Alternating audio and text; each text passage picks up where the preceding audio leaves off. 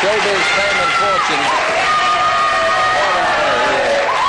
Showbiz fame and fortune is but a bubble, and this one burst. Tales of fails, singles, unpaid bills, debt, eviction. What happened? We'll ask them. Denise, Stedman, Doris, Del, Lorraine. 5-star.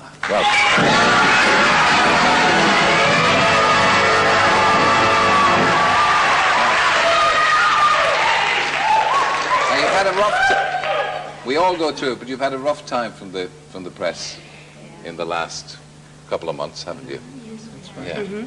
So, do you have any money? No. Yes.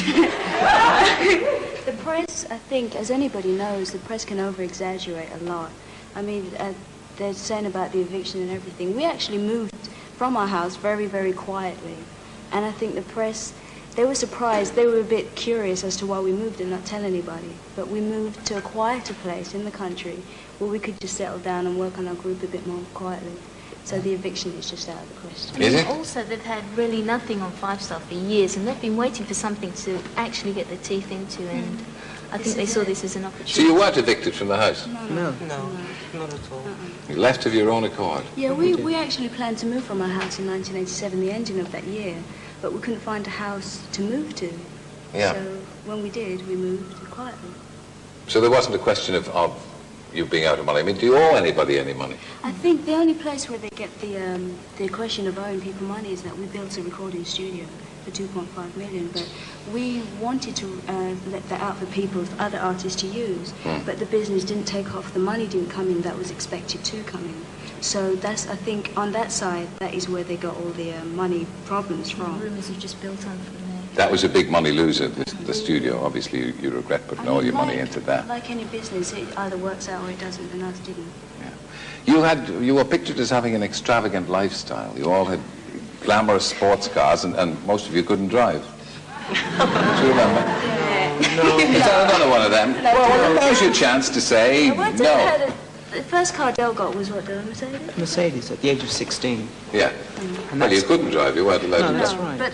But That's a bit extravagant. Come on. It was nice to have it, sitting there in the front garden. I couldn't do anything with it, obviously, but...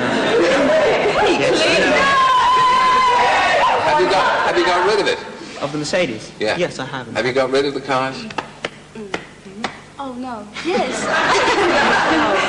I have, none of us really drive that much now because of our work, and we just have the limousine come pick us up or whatever, but when we drive, I have a car coming, but it isn't here yet. But I can drive. Yeah? We can all drive. Have you learned the error of your ways? I mean, will you be more careful with your money? It's not a point of being more careful. I don't think we've done anything wrong with it. I mean, when you have money, you spend it in the best way you see possible. And we bought whatever we wanted to buy with it.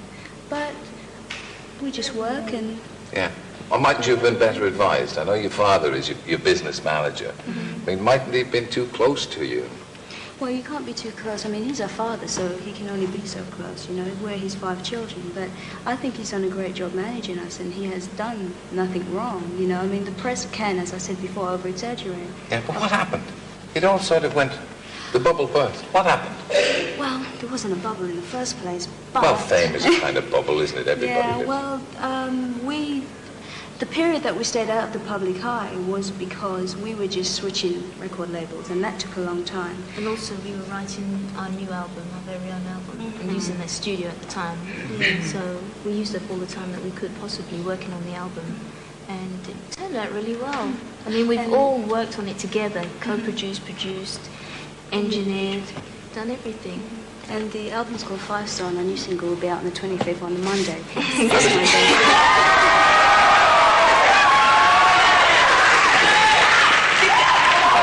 I'm very glad you mentioned that, because it might have slipped my mind. Yeah. Now, but you have sort of slipped out of the charts, you know, and you've got to stay there. Are you worried about that? No, I don't think we're worried. I think 5-Star took a long break to reshape ourselves, you know, to see what we had to do, what we had to change, because you do have to change with the times, and we decided to get rid of the costumes because we're all mature, you know, we've all grown. And Yeah, but you think possibly you've grown out of the kind of people who buy your records? I think our fans have grown with us. But You know how, well, nobody knows better than you, how erratic the pop music business is. What are you going to do if this one doesn't make it? Put another single out and work on that until it does make it. Keep going. All right, well, it's good to see you all hale and hearty.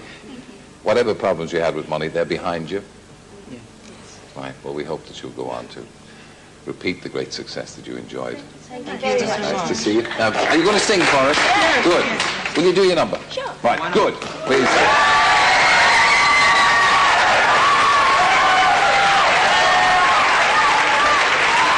Ladies and gentlemen, as you will have gathered, it's Five Star with their latest Hot Love.